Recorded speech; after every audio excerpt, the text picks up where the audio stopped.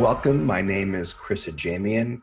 I'm the CEO and founder of CATES Tutoring and Educational Services, and your co-host for today. I hope that you and your loved ones are all healthy and well, and that you're finding your way successfully during this time. Our topic today is an update on COVID-19's impact on New York City private school admissions, as well as a deep dive into the private school admissions process, and with a particular emphasis on how to navigate the process, including during COVID-19. And I'm joined by my very good friend, Jennifer Brozost, who is the co-founder of New York Private Education Advisory Service, or simply NYPs. And Jennifer has worked as a director of admissions and admissions officer in top New York City private schools for, she worked there for about 15 years.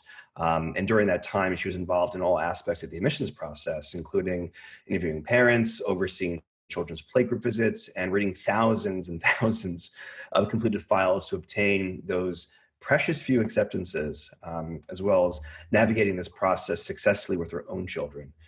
She's the co-author of the New York City Private Schools Admissions Handbook with her co-founder, NYPs, Mimi Schroff.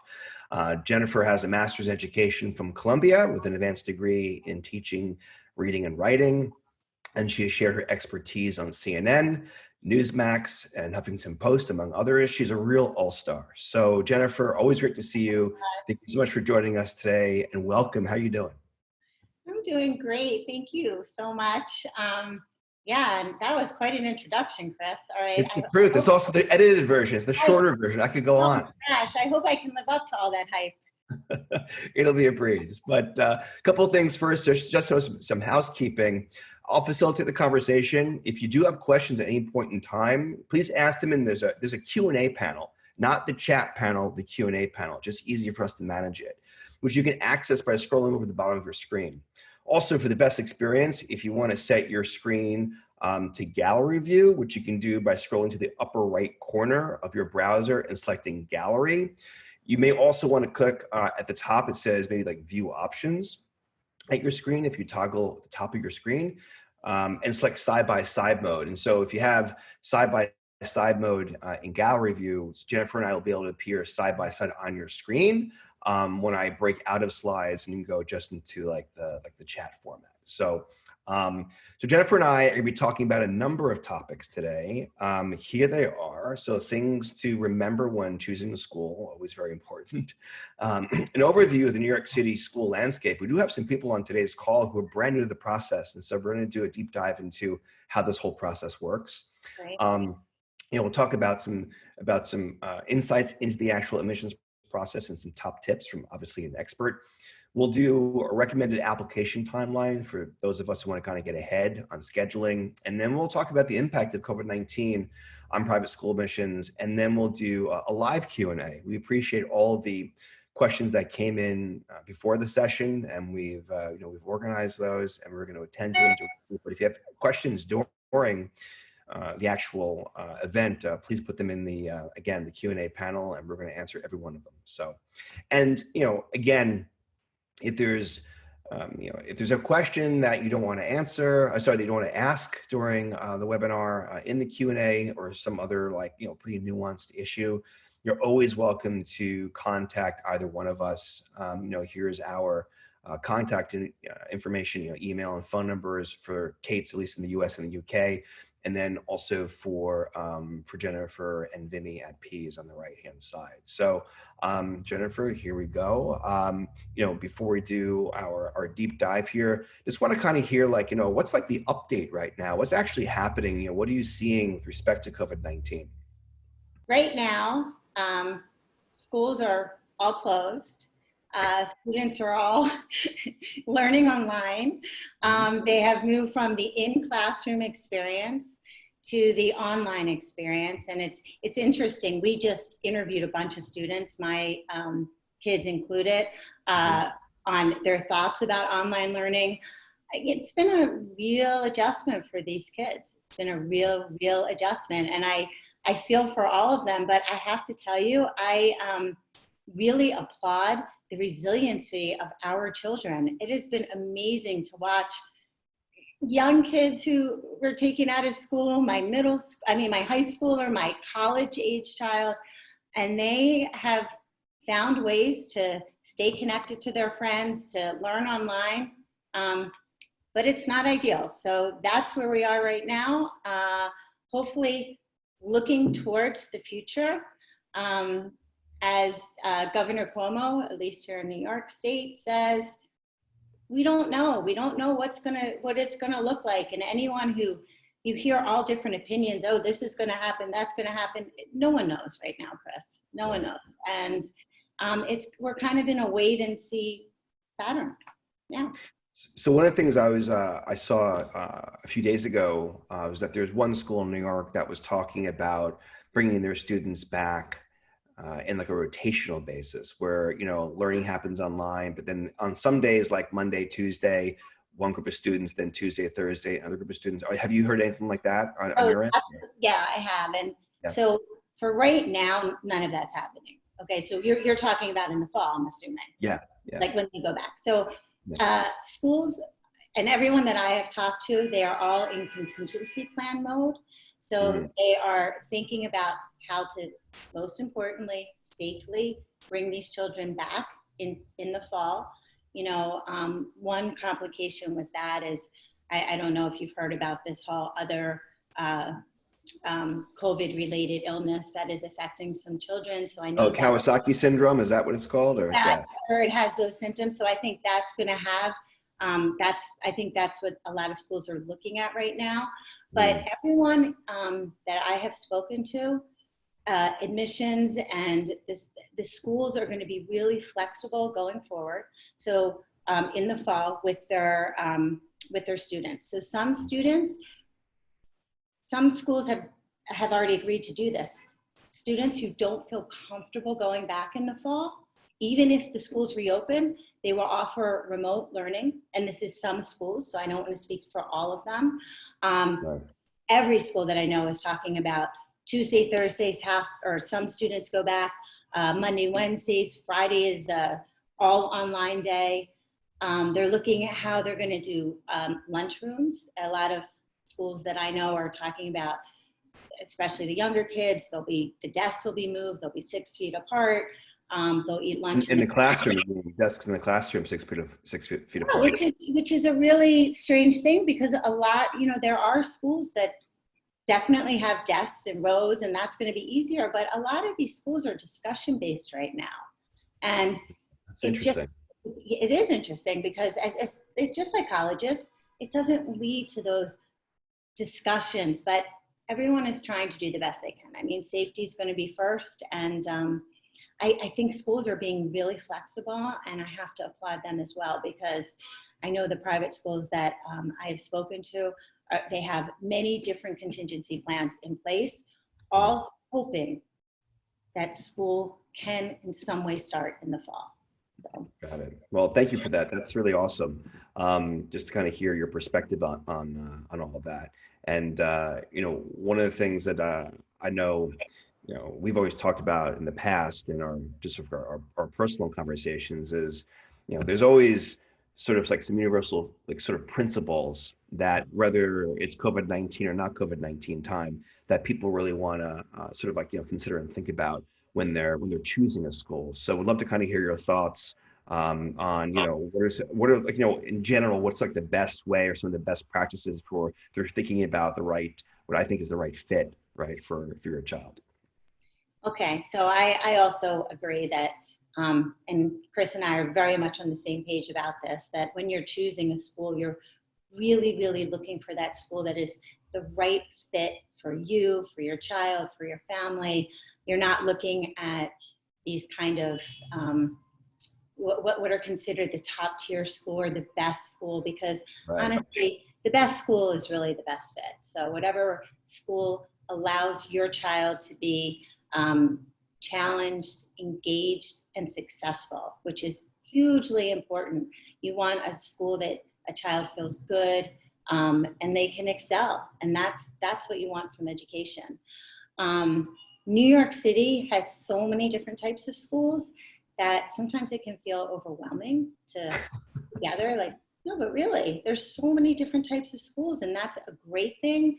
But it's not just like choosing your local school and down the street, which in some ways might be easier.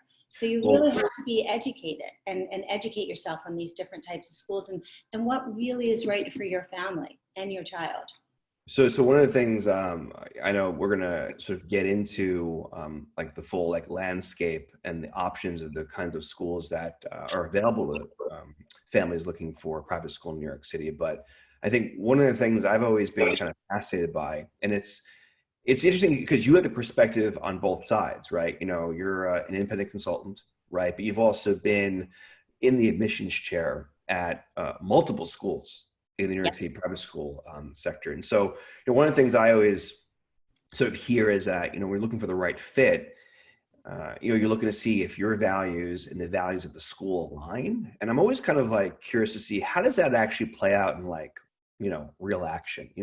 How does one actually vet that a school is truly living by its values? I'd love to kind of hear your insights on that. Yeah, so that's extreme. So I'm just going to back up on that for a second. Yeah, go ahead. Just because I know that the people who are watching this, they're probably some in pre-K or nursery school all the way up to applying to high school. Mm-hmm.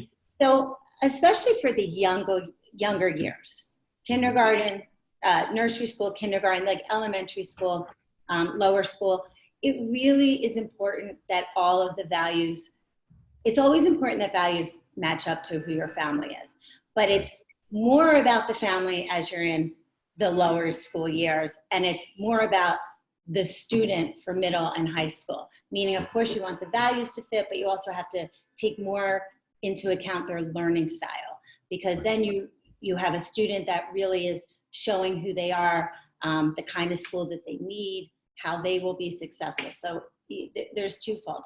In the lower years, it's really important to visit the schools. I mean, this is all where it gets tricky right now. Visit the school, see how the students interact with each other, how they interact with the teachers. And unfortunately, right now, you're not going to be able to do that to really kind of see how their values are. So one of the things when you really want someone in the know, you can obviously hire an educational consultant who really can give you the real deal on the schools. Who's talking the talk, who's walking the walk, what are these schools really like? If you can't get actually inside them to see for yourself. Another great practice is to talk to people that you know and you trust that are already in the different schools. That being said, you also have to understand that what's important to you might not be completely important to someone else. So that you kind of have to weigh. But yeah, it is tricky to really get to know a school unless you're in there. But there's a ton of research you can do online. Right now, what schools are doing. So Chris, if I get too far ahead, you tell me, okay? Because I want to tell you what schools would be normally doing right now. If you're kind of doing some research on schools, you would be going to do a lot of spring tours. And that would be your first foray into school experience. Obviously, they're not doing that right now. So what schools have done, much to their credit, I think they've also done amazing during this very confusing time. They have tours online. So they're not as great as being there, but at least you can get a feel for the school. They're doing open houses online. They're doing question and answer sessions online.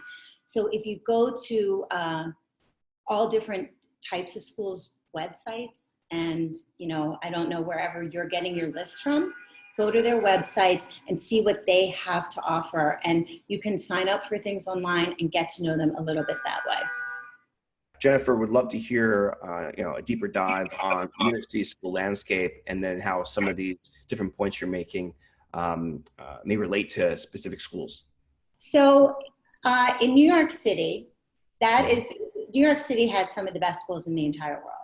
And they have really different schools to fit all different types of students, different types of learners, which again, as I said, is amazing and can be a little bit overwhelming for people who don't really know, and they don't know the best environment for their child.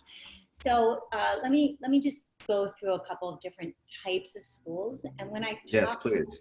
yeah, and when I talk about these different types of schools, please understand that there are many different types within the broader. For example, we talk about a more traditional school. That is a more structured school experience. In the traditional schools, there are some who are more traditional, really, really traditional, and some who are less. But in a traditional school experience, you tend to have a lot more structure, very academically driven.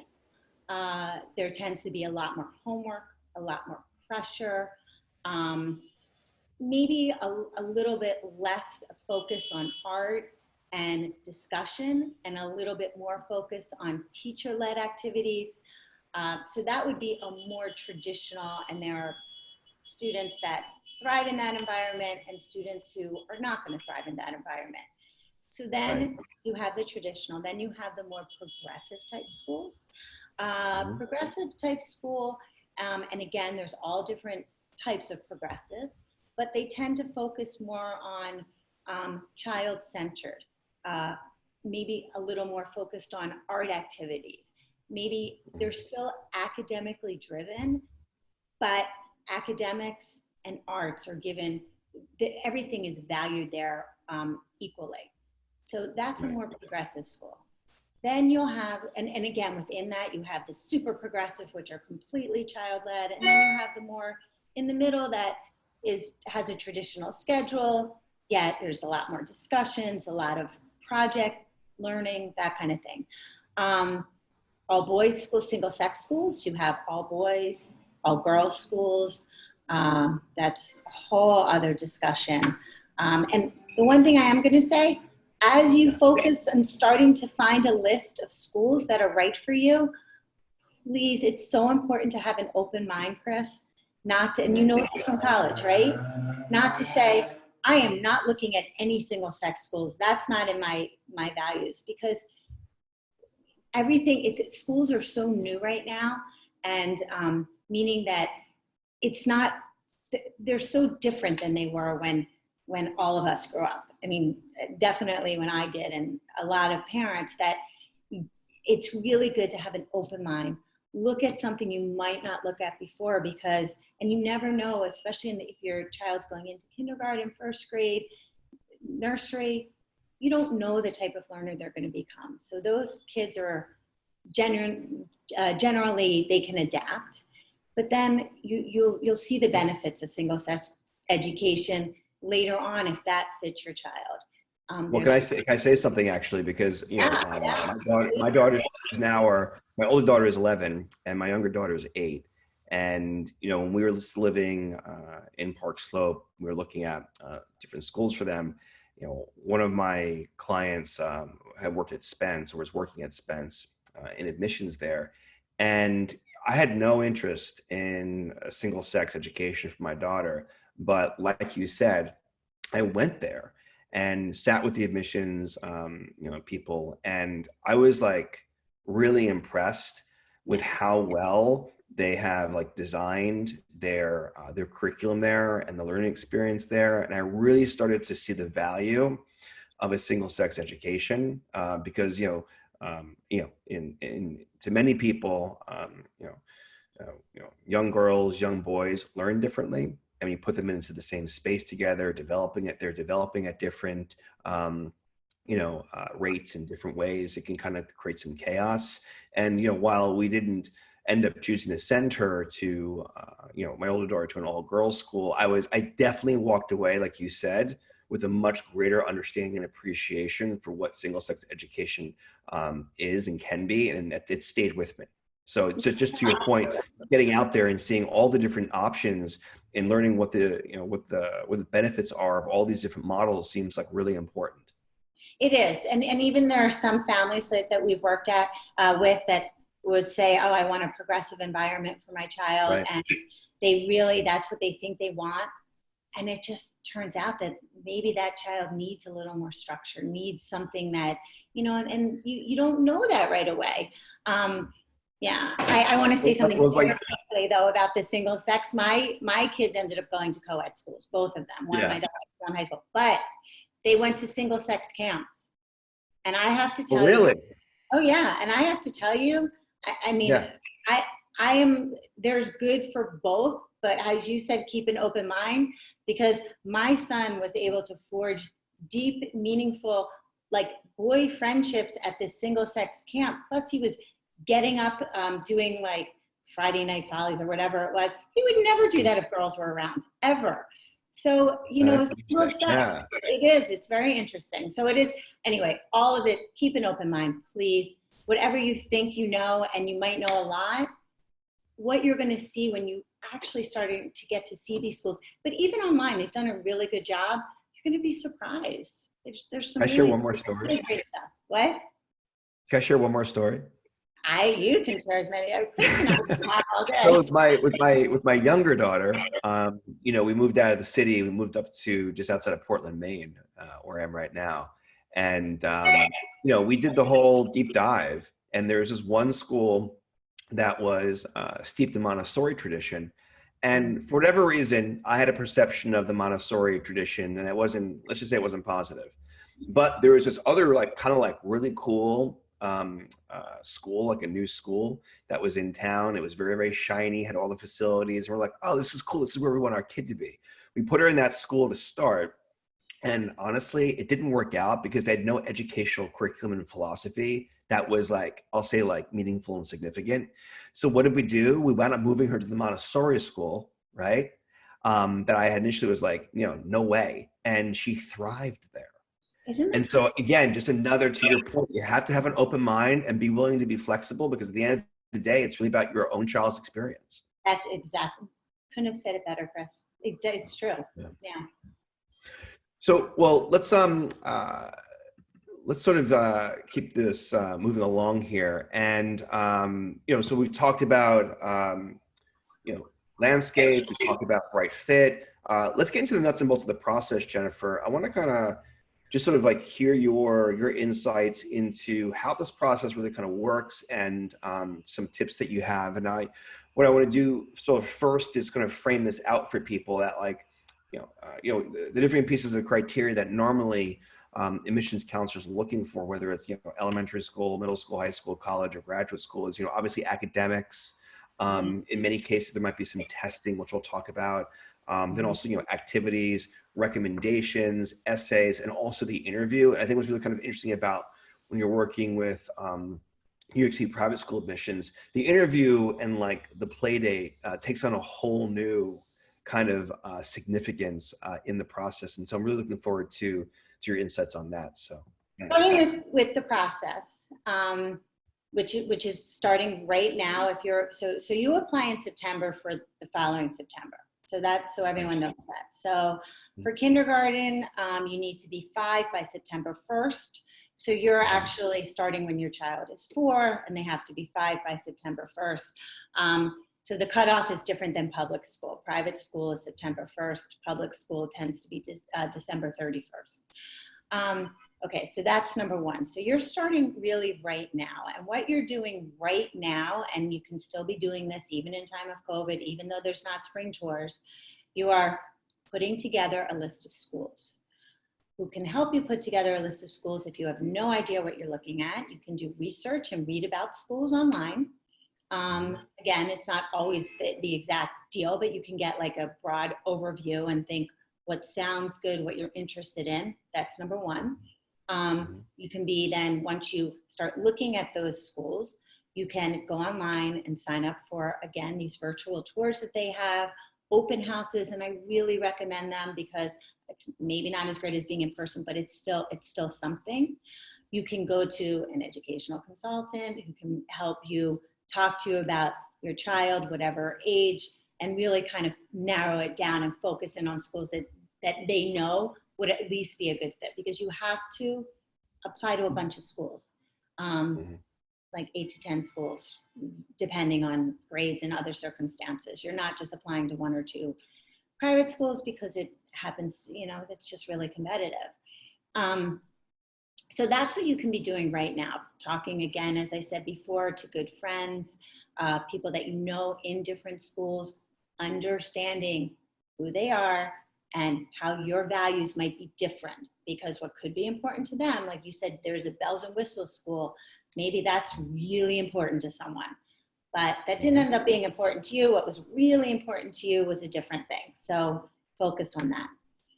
So that's where we are right now. Now, every application is going to ask you for an essay, which I'm going to get into in a minute. So this summer is a really good time to start thinking about that one big essay that every parent has to write. Should I get into that or start? I'll go back to essays because that's a whole other. So you're doing your homework. The summer comes, you're going to start thinking about this essay, which I will get to in a minute. Then when September comes, you start applying. All schools should be online. All schools should be online, especially through COVID. If you go to their websites, they can tell you how to get online. Some of them use a common website called Ravina. I can't get too much into that because it's going to be too confusing, but all schools should have their application available online. Fill out the application. You will have worked on your essay this summer with the big question, which I'll tell you what that will be in a second. And then you will add the essay and you will apply. Most dates for applications are due, they say all applications must be received by November 1st or December 1st. Schools do, I don't want this is not a panic thing, but schools do fill up. Not all schools. So some schools are really, like a lot of the more progressive, they're really dedicated to seeing everyone who applies. And then there are certain schools that they really don't, they're just impossible. And there's very few that are actually impossible. There's a couple. And I don't want to say it's impossible, but they actually will contact you if they're going to interview you, because it's just a very hard, there's really one that I can think of, which I'm not going to name, but I don't know, if someone wants to ask me privately, I can go over with that with them. But most schools you can apply to by the date, but my clients, we like to get all applications in by the third week in September. So the portal opens September 1st and you want those applications? Well, right after Labor Day, but actually that's not even true anymore, Chris. Now you can actually start applying in August, but do not really? some schools like third week in August, their applications are online. Please don't rush to do that if you don't have your essay completed, because you're not going to be closed out. As long as you're in by the third week in September, we personally have never had someone not be seen by a school. So we really do it by the second, third week. We get all of the applications. You will be fine. I don't want anyone to panic from that, because that you really, I promise you will be fine. So then you're going to start scheduling interviews, your play groups. For older kids, middle school and high school, a lot of them have to write their own essays. You can still send in the application without their essays, which I highly recommend, because those students are not great at producing these essays. Sometimes that's a real big bone of contention and frustration, but they all eventually get them in. So I would recommend that.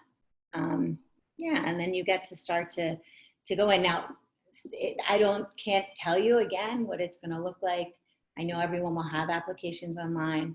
I know everyone's going to have some sort of contingency plan starting in September. My best guess, without knowing for sure, this is my opinion, as Governor Cuomo says, this is not fact, is that a lot of interviews will be conducted online for middle school and for seniors.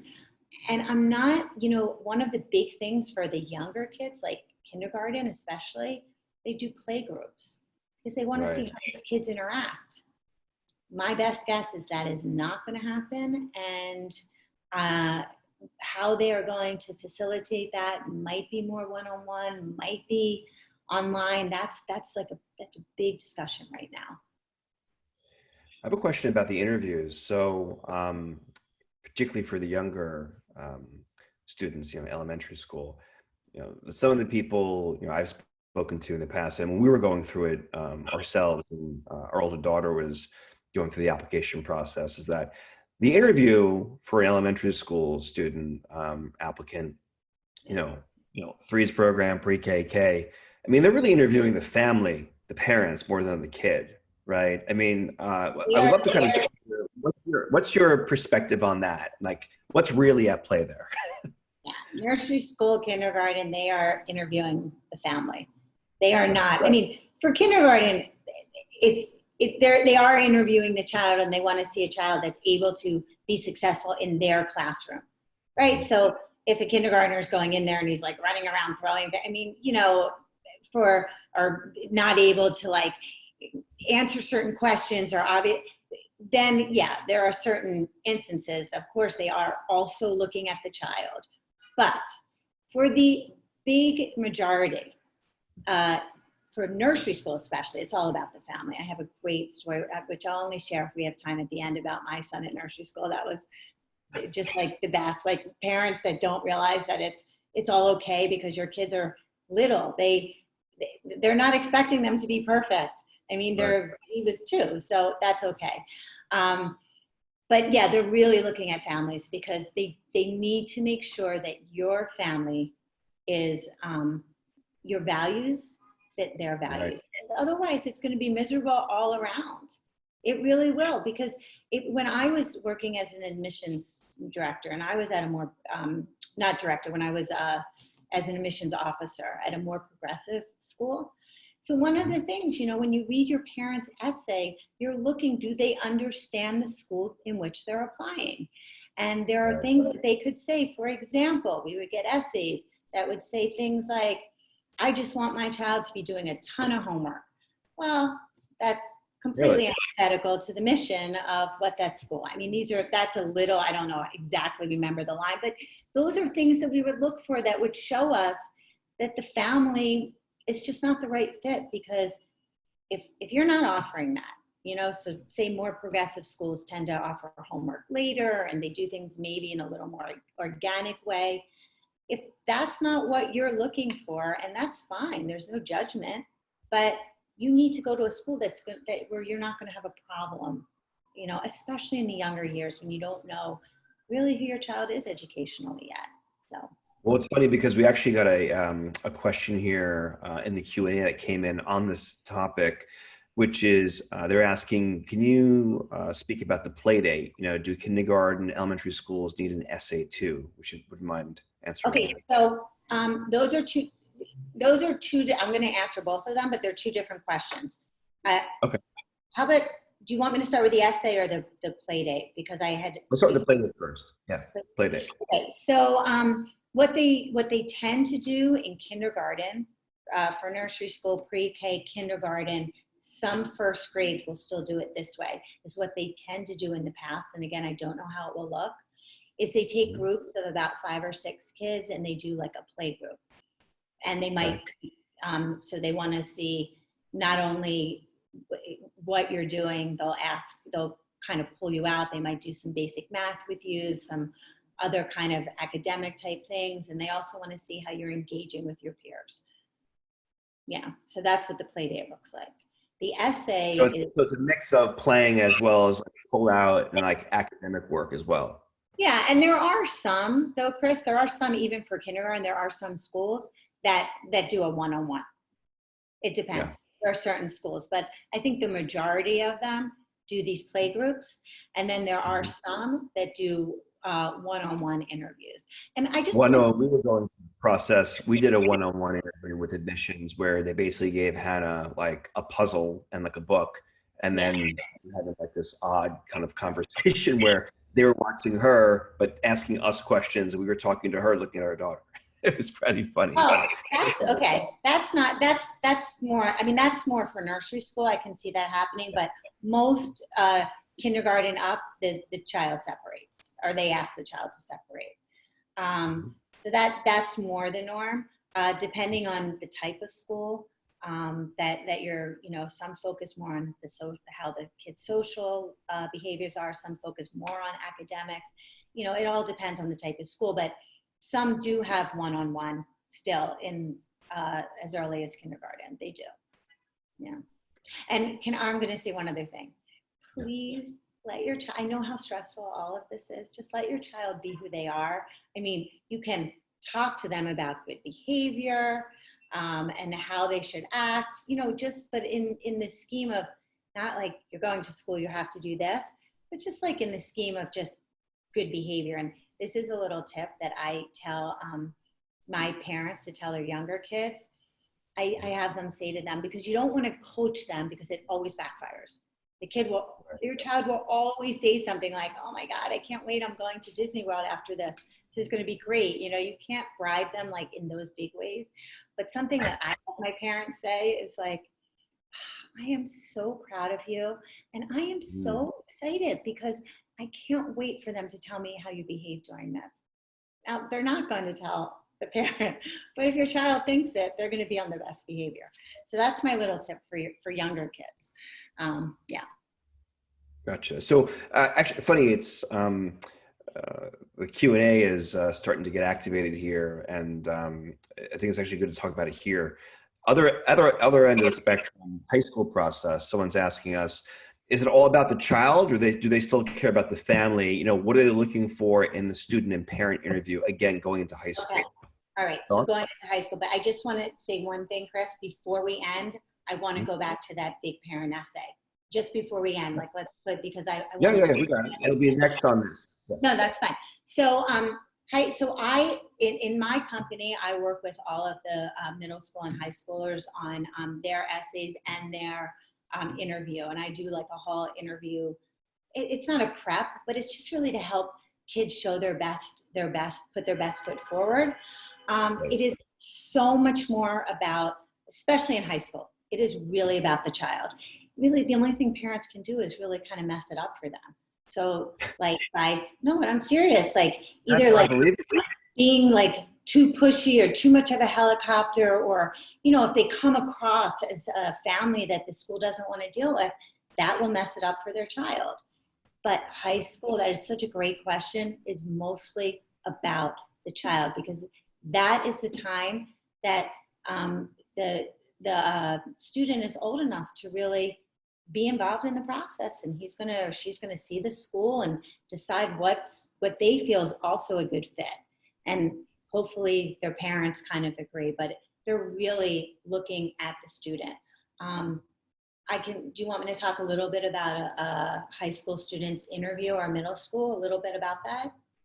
Yeah, let's do this. Let's focus on, I want to talk about transcript. We'll get to testing in a few minutes, but I want to focus on the transcript. But we're getting some questions right now about the interview process and the essay process, both for, lower school and upper school. And it's interesting to kind of see how, the parents the student becomes more and more of the focus as they get older, obviously, because they've lived a life and they have things to talk about and experiences. So I think it's been really kind of interesting hearing that sort of it's like kind of like gradient change, right? As far as like, student and parent, who's becoming more important in the process and how that changes. But we'd love to hear, the parent essay, what does that mean?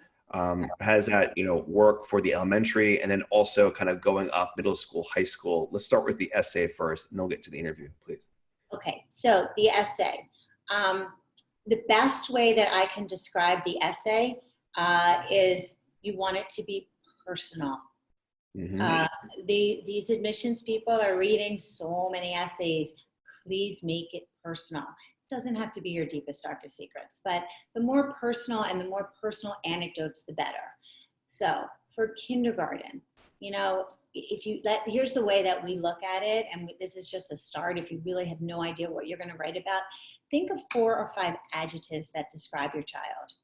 It's better not to say like, if they could be more unique adjectives than nice, funny, and then you use specific anecdotes to show how your child is that. For example, you know what I'm saying? Like my child is, at 5 years old, my son is very articulate. He questions the world around him For example, last week when we were reading this book about space, he looked at me, I'm making this up by the way, but specific examples that your child does, because there's so much more interesting to read. The more personal and the more you really, they want to get to know your child. It's your first introduction is that essay. Do not worry so much about, of course you want it to look good and the grammar correct and all the periods and punctuation. They're not grading you. Admissions people are not grading the parents. They want to get to know the student. So the more personal, the more in that essay, you can bring your family's values into that essay, any unique background you might have. You know, if you're from like different places around the world and you travel there every summer, you don't have to say, oh, and we travel to, I'm making this up, India every summer. You can say, in our summer trips to India, we experience this culture by doing X, Y, and Z. We like to cook every Sunday nights, traditional dishes, you know, from my homeland. They want an interesting, the more unique and interesting that you can, and you can be run of the mill, but if you have these unique and interesting things, bring them into the essay. And if I always say to people, you know, no matter what sort of level of education you're at, don't try to impress anybody. No, exactly. Yep. Yeah, you want to do whatever you can to show that you're relatable.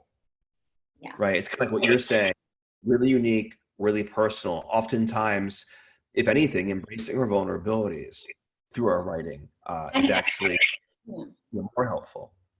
No, and it is. And they really just want to get to know who your family is.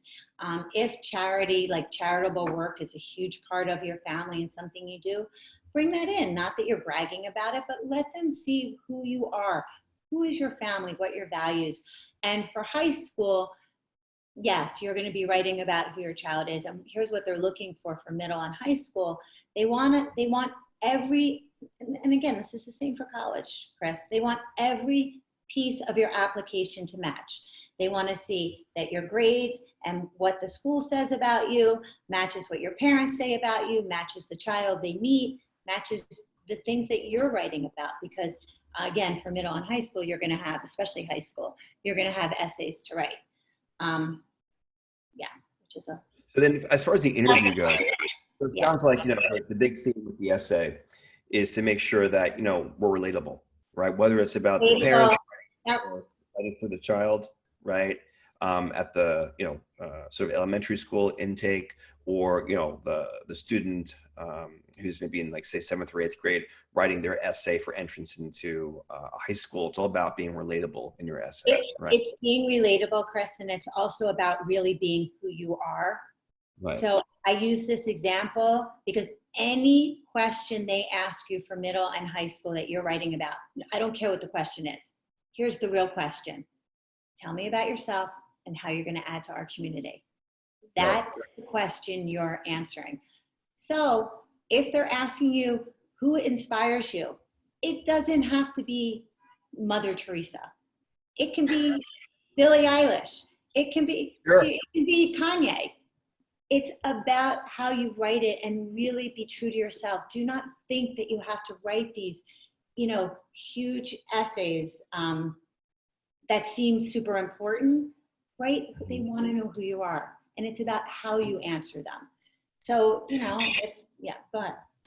So can you just talk a little bit more about the interview process for into high school? And then I think we're going to move on to testing and timeline, because we're getting a number of questions in the Q&A. And I think it'll be kind of great to kind of like attend to those, you know, rat-a-tat-tat, like in a row. So just talk a little more about what did you just ask me, Chris? I forgot the question. Yeah, it's okay. You know, can you talk a little more about how the interview works for 9th grade or into high school, please? All right. So the interview is extremely important. Again, I don't know how it's going to look. It'll probably be online, but this is a time that you can really show the admissions person who you are. So here are some tips.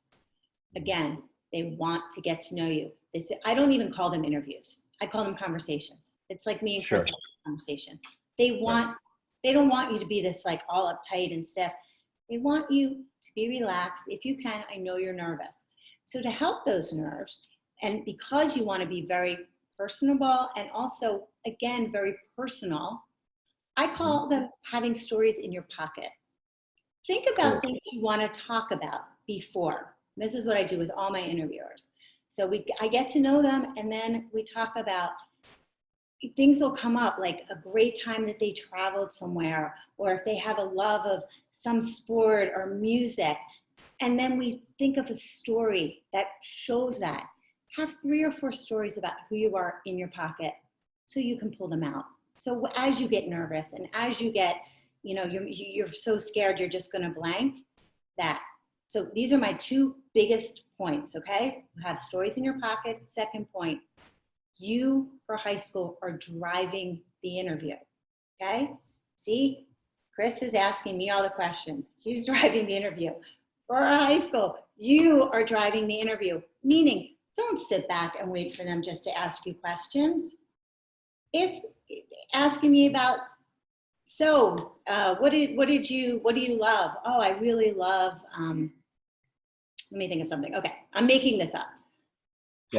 Yeah, I'm a big basketball player. I love basketball. And what I love about basketball is just being on a team. Like being on a team makes me feel like X, Y, and Z. Oh, and this great thing happened last week. So we were playing this other team. Again, it's about, don't sit back and let them just, have stories, drive that interview yourself. Does that make sense? Am I explaining that correctly? I'm trying to get a lot here. I love this idea of having sort of stories in your pocket. Yeah. I think it's a really kind of great way. It's great language, and it's really sort of easy to literally store it in your pocket and kind of carry it forward with you. I think it's a really, really memorable sort of tip. And smile, smile, smile, smile, smile. No, because they interview, it sounds so easy, but they interview so many people. They want to feel good too. They want to be excited. Show excitement. You're excited to be there. You're happy. I don't care if you've just had like a horrible fight with your parents or whatever. You didn't sleep last night or whatever could have happened. Your little sister or brother's driving you crazy. You are happy. You're smiling. You have stories to share. And you can also ask the interview, drive that interviewer about him, the interview, drive it. Ask him about himself. So. Well, no, I love that, because oftentimes people think they're going in there for interrogation, and the truth of the matter is the admissions officer would love for you to take the reins and drive the conversation. So I always love that. I think that's great. So we've done quite a bit here on admissions process and top tips. We sort of touched upon the application timeline. I'm going to slide up for a second. I'm going to try to repeat back to you what I think I pulled away for your advice on timeline. That's number 1, start searching schools right now, right? Yeah. Getting yourself ready for an application process that, may start as early as August, but certainly, after Labor Day. And then you want to be ready to have your applications in by the second, third week of September, right? I guess I would love to kind of hear a little bit more on the application timeline, just sort of briefly, Jennifer, on when people can actually expect to get a call in for an interview, as well as when they might be hearing, and then when they hear, how long they might hear if they're maybe on the wait list. So wait, you mean getting an interview or getting a wait list for the interview, or what do you mean wait list? Yeah, so if you're saying submit your application by second, third week of September, when might is it 2 weeks? Is it a month? Is it 3 weeks? So it should be, it's really about 2 weeks. And if you get your application in, now what a lot of schools do, which is really helpful, is they will email you that they have your application. So at least, you're not sitting there wondering, oh my gosh, did I do something wrong? Did I mess up? So that's super helpful. If you don't get that confirmation and you don't hear within a week, you can call admissions people, by the way. These are not scary people. These are people who are busy, but they want you to come to their school. They want you to see their school. So they're not going to be mean to you. They're not, listen, don't call like every day, but put in a phone call, leave I applied, send an email. I applied. I just want to make sure that you got, you have my application. You should really be hearing back in a couple of weeks. If you don't hear back within 2 weeks to schedule an interview or don't hear anything from the school, absolutely give them a call. 100%. There's nothing wrong with that. I'm really sorry to bother you. I know how busy you are. I haven't heard anything. I know, you have my application. It's been a couple of weeks and ask them how you should proceed. They will tell you and follow their directions. You know what? We have it. We're a little behind right now. You'll be hearing from us in the next week. If you don't, you can give us a call back.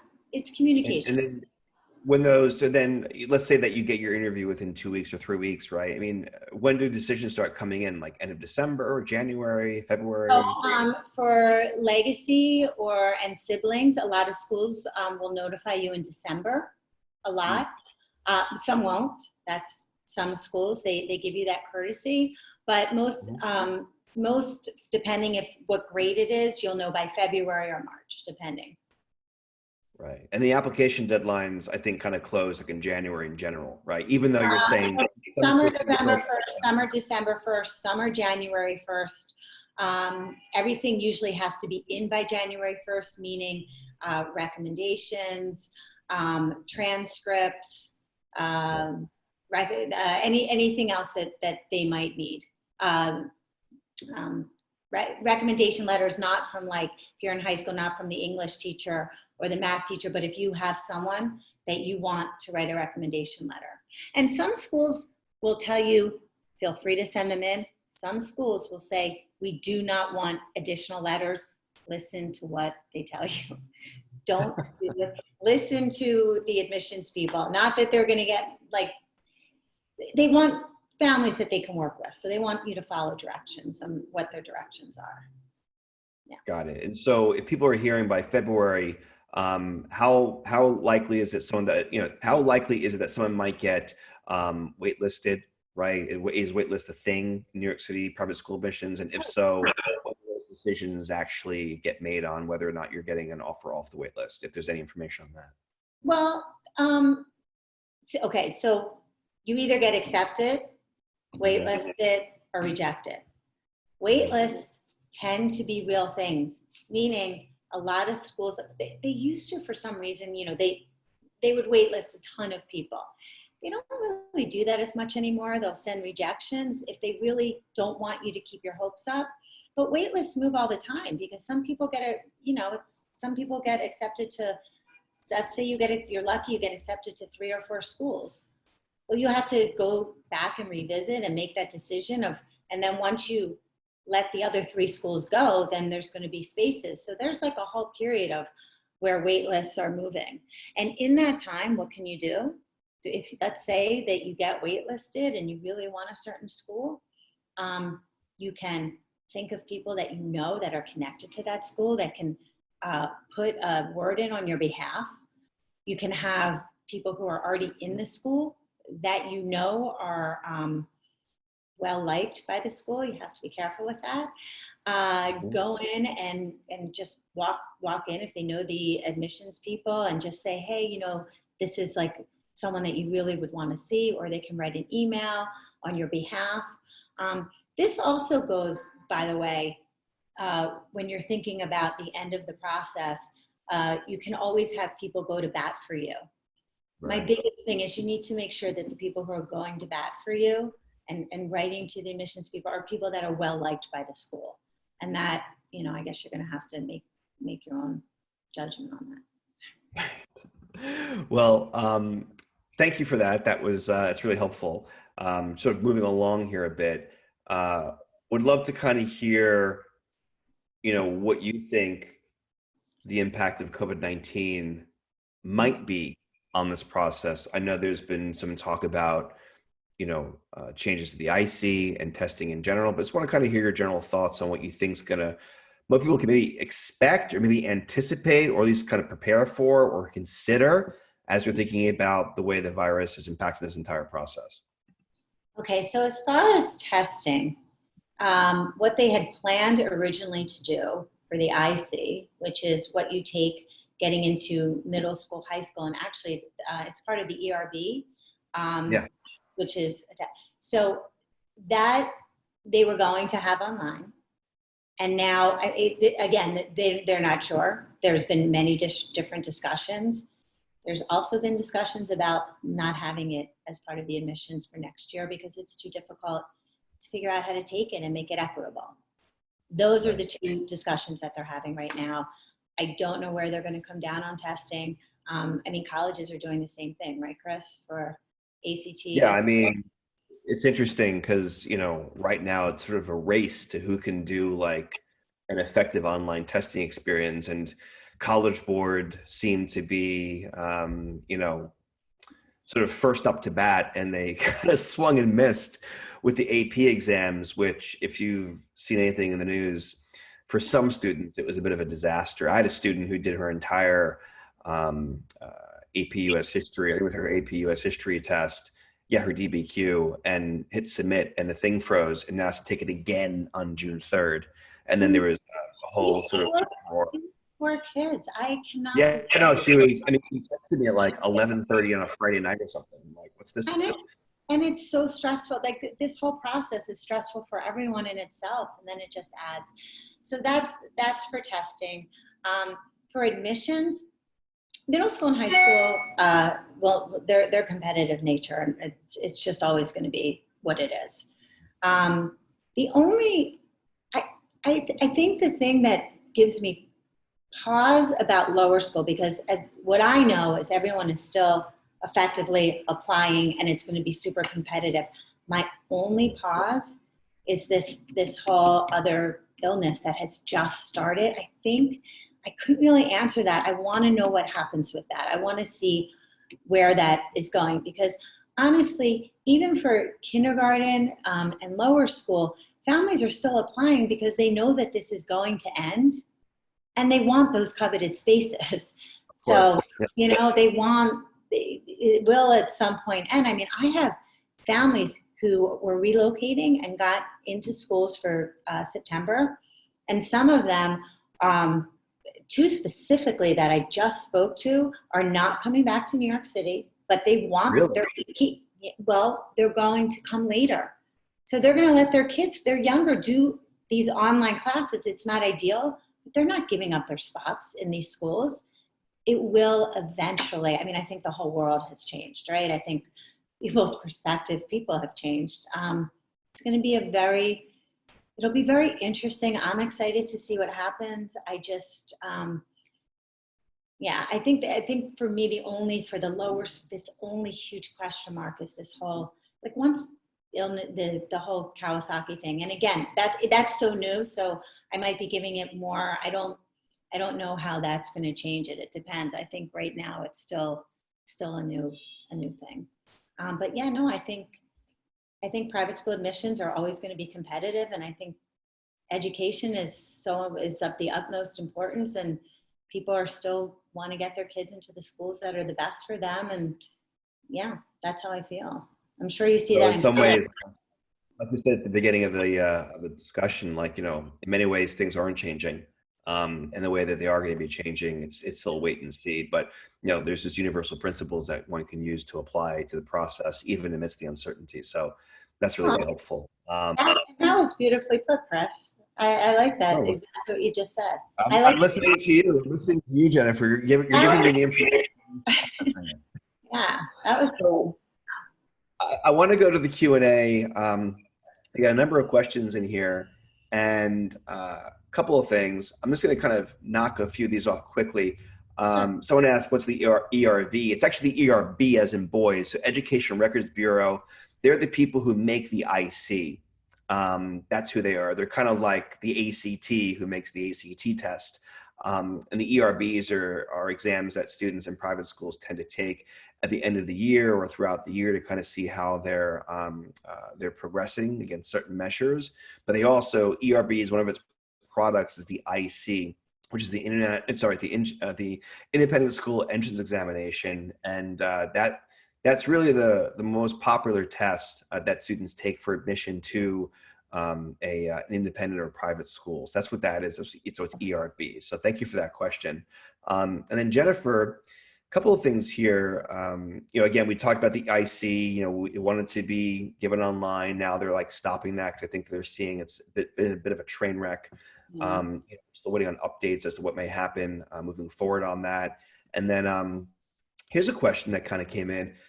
What if you don't know anyone at the school, Jennifer, that you applied to, and you can't get friends or family recommendations as to some family who does? Will that affect admission? So I guess the question here is, if I'm interpreting it, No.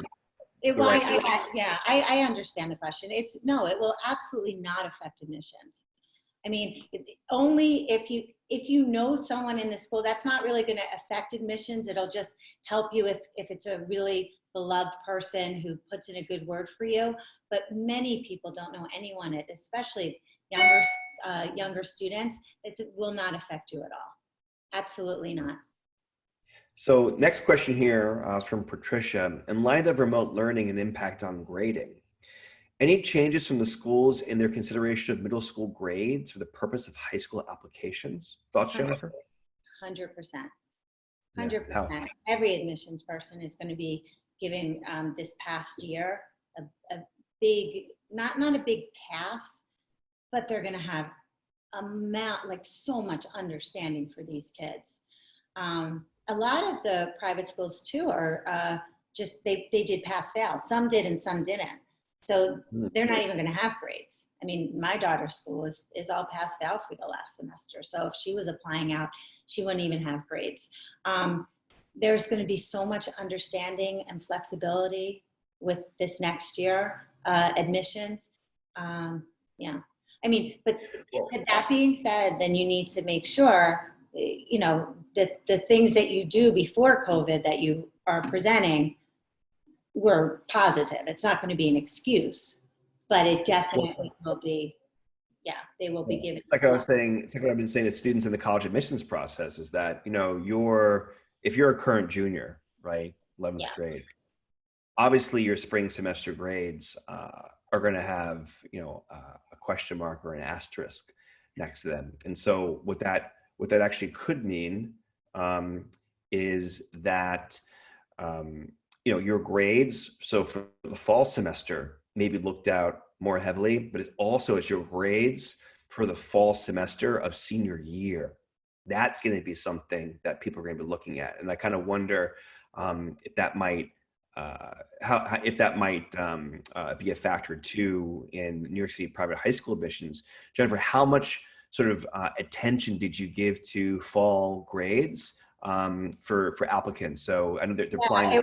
It was really the end of the junior, or the last year grades. But I agree with you. Although, it also depends what the fall looks like for these kids. That's such a, it's such a question mark. So but anything that because there's less information, like less standard information on everyone's applications, the information that they can get, you want it to be really stellar.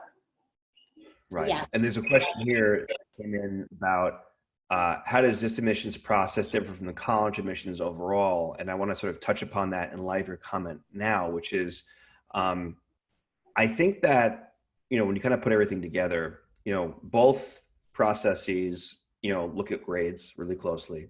Both processes look at test scores. Obviously test scores at some schools in higher education, they're test optional, but still they're a factor. 3 is going to be your activities, your resume, et cetera. And that, then it's going to be your recommendations, and then essays, and then the interview. And, so in many, many ways, they are very, very similar. I think one of the things that, and you're welcome to disagree with me or give a different point on this, Jennifer, but I think one of the things at the college admissions level that's, really important are grades and test scores, particularly for larger universities and smaller schools that are highly selective. I mean, is there anything sort of materially different, in your opinion, Jennifer, between the New York City New York City private school admissions process and college admissions? Anything really materially different? I mean, there isn't, because maybe the expectations, like maybe in high school, you could have tried. In college, they want you to really show like you're passionate about one thing. So maybe Right. in high school, even though they want to see your passions, it doesn't have to be that, what's the word that I'm looking for? Like that. Developed, mature. Thank you, developed and matured. That's exactly what I'm looking for. So it doesn't have to be quite that. So I think that's a little bit different. You know, like also in high school, there are so many, again, looking for the right fit, that sometimes it's your grades, they can be fine. They don't have to be perfect, and your test scores don't have to be perfect, but other things, like who you are. And I guess it's the same in college, depending on where you're applying. But yeah, grades and test scores always matter. But I think everyone's going, and I don't know if you'll agree with me on this as well. I think colleges everywhere, yes, you want to do well, but they're really taking a little bit of a turn. And this is actually, COVID is probably making them even more delve into who their applicants are, who you are personally, what makes you tick. You know, I think that's really something that seems to be changing a lot, actually. Well, I'll add just one thing too, with respect to at least the college admissions process, is that you know, we've had some other sort of you know, sessions like this with some college admissions peers, and you know, one of the things that we've been talking about in those sessions is how the recommendations from teachers, while your grades may not be so, I don't know, clear or certain in your ability to perform during COVID-19, your teacher's recommendations of how you stayed engaged, right? How you participated in class during COVID-19. In that respect, I think the recommendations from teachers are going to be really interesting this year. I think they can actually do a lot to really help applicants, because look, this can happen again. And if it's going to happen again, I want to have a class of students that can thrive, whether they're learning on campus, in classrooms, or off campus online. Yeah, I agree.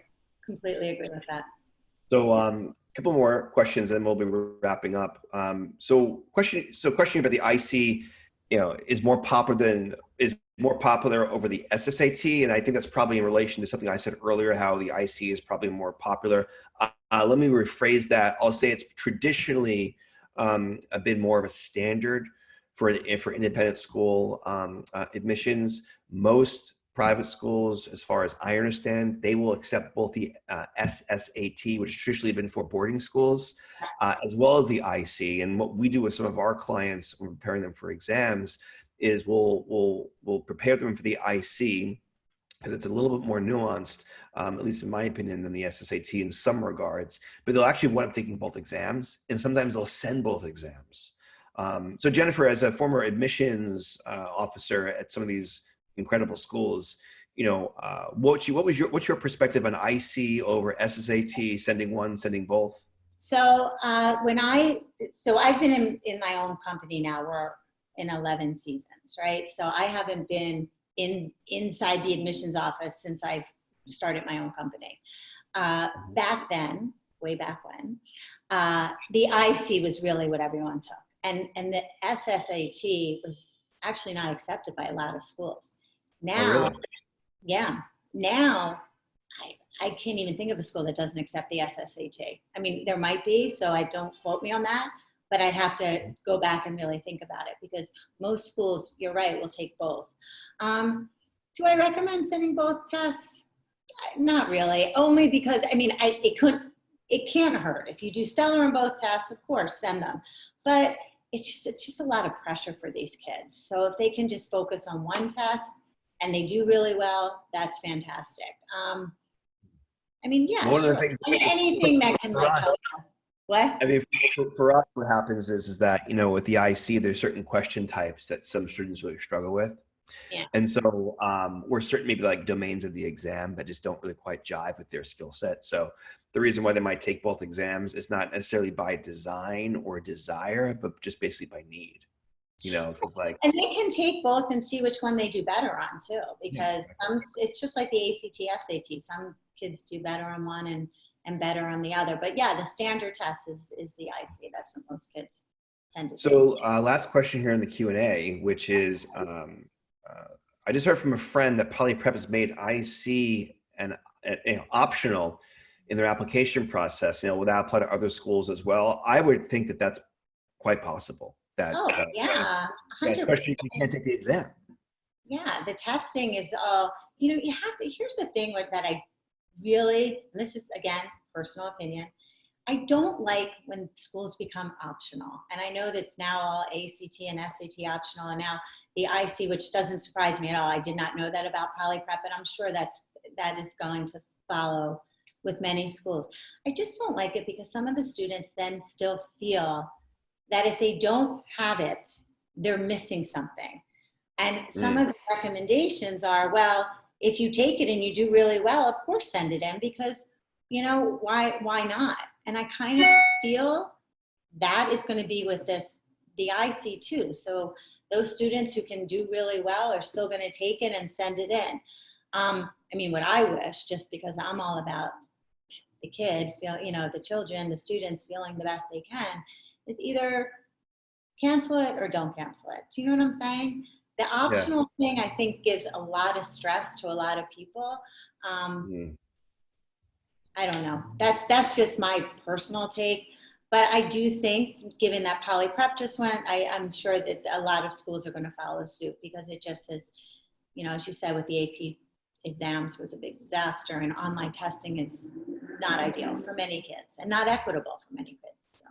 Exactly, and if you can't take the exam and they're requiring the test, then they're cutting down their applicant pool, and they're also taking away from potential diversity of their class. So, well, Jennifer, want to just again to sort of point out to everybody again, if you want to get in contact with either Jennifer or Vimy or myself, you're welcome to give us reach out to us at our respective emails or phone numbers. But Jennifer, before we sort of wrap up, if there's one thing that you think people need to sort of take away from this whole kind of discussion today, what would be the one thing you think is most important for them to keep in their minds? Most important thing, from my perspective, most important thing, please, none of this is just, there's so much happening in the world right now. Education, of course, is so important, but take care of yourselves. When you're applying for private school, put it in perspective. Really, don't listen to park bench gossip about where you should be going or what you should be doing. Really look at what speaks to your family, your child. That is, having your kid or your child or a student feeling successful and competent and loving school and loving to go to school and wanting to continue education, that's what you want. That is what you want for your children. That's my opinion, my takeaway. I couldn't have said it any better, and I couldn't disagree. Again, like you said at the top, it's about finding the right fit for your family. Yeah. So, well, look, Jennifer, thank you so much for your time and your insight and your expertise. You're definitely, a well-seasoned expert in this field, and it's been a pleasure sort of listening to your insights today. And so, on behalf of Jennifer and Vimy and their team at NYPs, as well as the CATES team and, our folks in New York, thank you very much for attending today's webinar. The video will be available in a couple of days. We'll be sure to send it to you. And, be safe, be well, be healthy, and, best of luck to you in the process. So thanks. Thank you, everyone. Good luck.